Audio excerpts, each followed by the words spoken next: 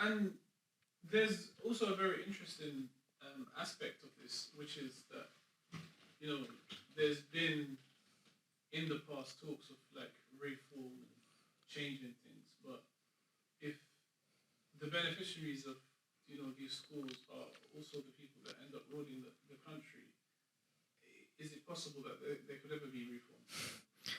Well, change does happen. I appreciate your point that there's a certain kind of persistence in political affairs, but there have been moments in past history when the system could have been reformed, and for various specific reasons to do with the personalities involved at the time, that never happened. Nevertheless, it seems, I would think, quite defeatist to suggest that nothing can change.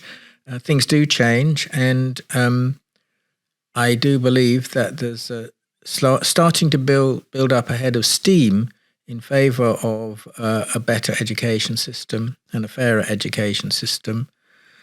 And we in the Private Education Policy Forum want to, along with people like yourselves, stimulate a debate, try and hear all points of view on this, and move forward our knowledge and understanding of the way private schools function in British society.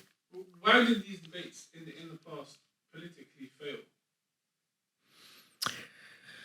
Well, there are probably reasons to do with individuals.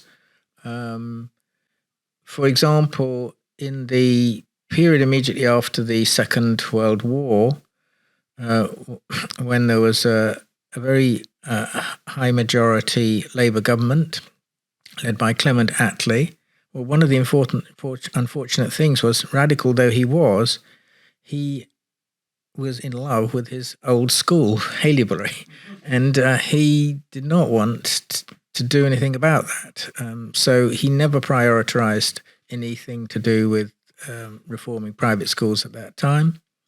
There was another moment in the 1960s when a Labour government was in power.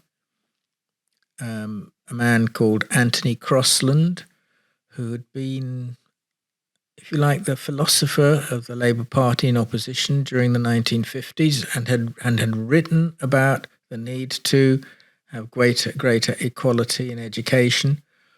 But when he was in power, he failed to prioritise the reform of private schools.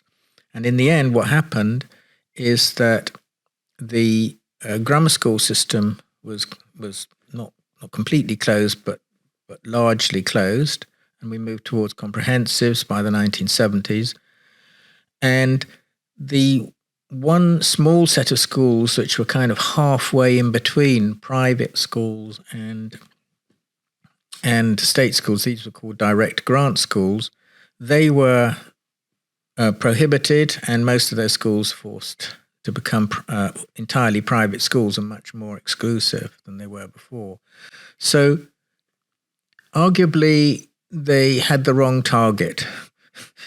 They went for the wrong target, this small group of direct grant schools. They were very much taken up with ending selection in the state school system, or much reducing selection in the state school system. So the reform of the private school sector didn't receive the priority it deserved at the time.